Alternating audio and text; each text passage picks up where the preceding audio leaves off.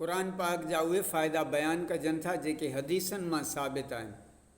Number पहिरियों हदीस में आहे त जंहिं घर में रोज़ानो सूरह बक़रा पढ़ी वञे उहो घर शैतान ऐं जिन्नात जे बीमारियुनि खां महफ़ूज़ रहंदो। नंबर ॿियों, क़यामत जे ॾींहुं सूरह बक़रा ऐं आल इमरान माण्हुनि मथां छांव कंदी, उन्हनि जी शफ़ाअत कंदी जेके दुनिया में क़ुरान पाक जी तिलावत कंदा हुआ। नंबर टियों, जेको शख़्स आयत कुर्सी सुबुह शाम ऐं सुम्हणु वक़्तु पढ़ंदो त उहो घर इंशा अल्लाह ताला बाहि लॻण ऐं चोरीअ खां महफ़ूज़ रहंदो। नंबर चौथों, सूरह इख़लास जो सवाबु क़ुरान जे 3 हिसे बराबरि आहे, इन करे फ़ातिहा में 3 कुल पढ़िया वेंदा आहिनि।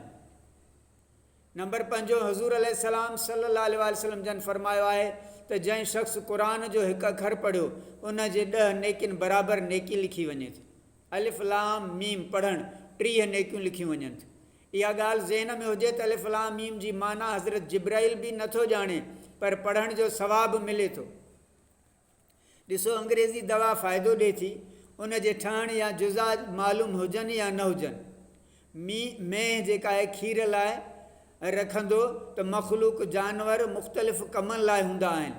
तोतो मैना असांजी ॿोली ॻाल्हाइनि था, केॾा प्यारा लॻंदा आहिनि। ऐं मिठे मुस्तफ़ा सल्लल्लाहु अलैहि वसल्लम जी मिठी अरबी ॿोली जो क़ुरान पढ़ त रब खे प्यारो लॻे थो ऐं नेकियूं थो अता करे।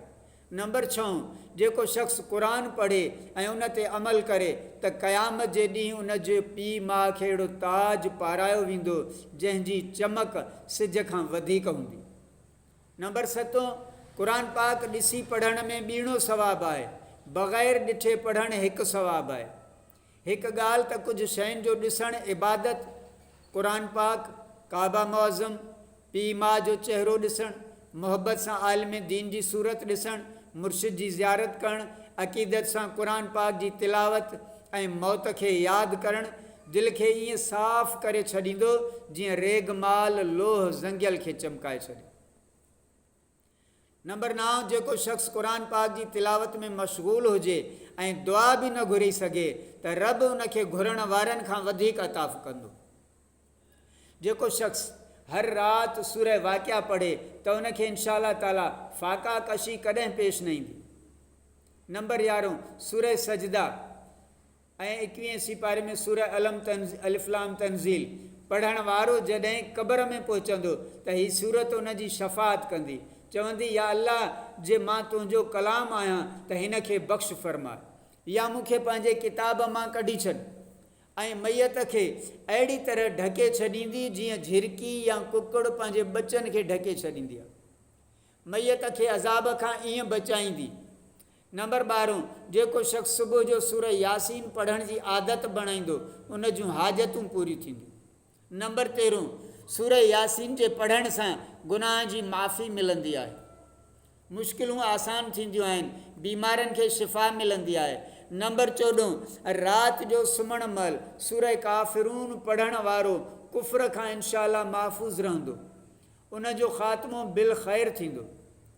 नंबर 15, सूरह फलक ऐं सूरह नास पढ़ण वारनि खे अंधेरो ऐं तूफ़ान उन्हनि खां परे हूंदो ऐं जादू जो असरु ख़तमु थींदो। नंबर 16, सूरह फ़ातिहा जिस्मानी ऐं रूहानी बीमारियुनि जी दवा आहे। क़ुरान करीम जो फ़ाइदो सिर्फ़ु पढ़ण वारे वटि ख़तमु कोन थो थिए, पर ॿिए ताईं बि पहुचे थो। जेसि ताईं आवाज़ु वेंदो ओसि ताईं रहमत जा मलाइकनि जो इज्तमा थींदो। हदीस शरीफ़ में आहे, हज़रत असद बिन हफ़ीर रज़ी अल्लाह ताला अन्हु राति जो तिलावत क़ुरान पाक करे रहिया हुआ, वेझो हुनजो हिकु घोड़ो ॿधल हो, अचानक उहो घोड़ो टपा ॾियणु लॻो। साहबी सॻोरो ॿाहिरि आयो ऐं ॾिठाई त झुड़ आहे, उन में नूर जूं लाटूं रोशन आहिनि, त उन्हनि खां घोड़ा छिरकी टपा पियो ॾे। सुबुह जो अची दरबार रिसालत में साॻियो वाक़ियो पेश कयईं, अर्ज़ु कयईं, इरशाद थियो त रहमत जा फ़रिश्ता हुआ जेको तुंहिंजो क़ुरान पाक ॿुधण आया हुआ, अहिड़ी तरह जेसि ताईं आवाज़ु पहुचंदो उतां जी हर हिकु शइ, वण, गाह, ॿूटा, दर दीवार सभु उन जे ईमान जी इंशा अल्लाह क़यामत में शाहिदी ॾींदा। अहिड़ी तरह क़ुरान जूं आयतूं बीमार ते पढ़ी दम कजनि त इंशाअल्लाह सिहत याब थी पवंदो। जेकॾहिं अव्हां कंहिं बाग़ जे भरिसां गुज़रंदव त गुलनि जी ख़ुशबू महसूसु कंदव, जंहिं सबबु तव्हांजो दिमाग़ु मुअतर ऐं दिलि ख़ुशि थींदी। इन करे त हवा गुलनि सां टकराए ख़ुशबू पैदा कंदी आहे। उन हवा जी तासीर हूंदी आहे जो गुज़रण वारे खे ख़ुशि करे छॾे थी। जंहिं ज़बान सां क़ुरान पाक पढ़ी फूक ॾिजे थी, छो न दाफ़े हर बला हर मर्ज़ हूंदी। साहबा कराम नांग जे कुखियल खे सूरह फ़ातिहा दम करे इलाज कयो। अहिड़ी तरह क़ुरान जूं आयतूं लिखी तावीज़ करे मरीज़ खे ॻीची में पाराइजनि, उनखे शिफ़ा थींदी। ऑपरेशन खां बाद अख ते साई पटी ॿधी छॾींदा आहिनि।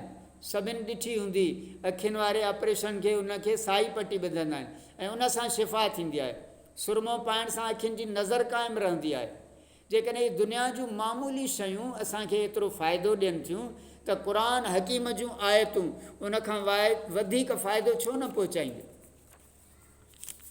साहबा कराम क़ुरान शरीफ़ जी आयतुनि सां बीमारनि जो इलाजु कयो आहे। बाक़ी जादू मंतर ऐं नमूनेबाज़ियूं क़ुरान खां ॿाहिरि आहिनि, या क़ुरान जो उबतो या ग़लति इस्तेमालु नाहे करणो बिल्कुलु। जेकॾहिं आउं पंहिंजो कमायल पैसो कंहिंखे ॾियां या विरहायां त आउं पंहिंजो मालिक आहियां। अहिड़ी तरह क़ुरान जी तिलावत जो सवाब बि कंहिंखे बख़्श करियां त ज़रूरु उनखे मिलंदो। फ़र्क़ु इहो आहे त पैसा ख़तमु थी वेंदा या विरहाइण वारे वटि थोरा बचंदा, पर सवाब सवें हज़ारे माण्हुनि में बख़्श कजे त सभ खे पूरो मिलंदो ऐं बख़्शण वारे खे बि पूरो सवाब मिलंदो। सुभान अल्लाह।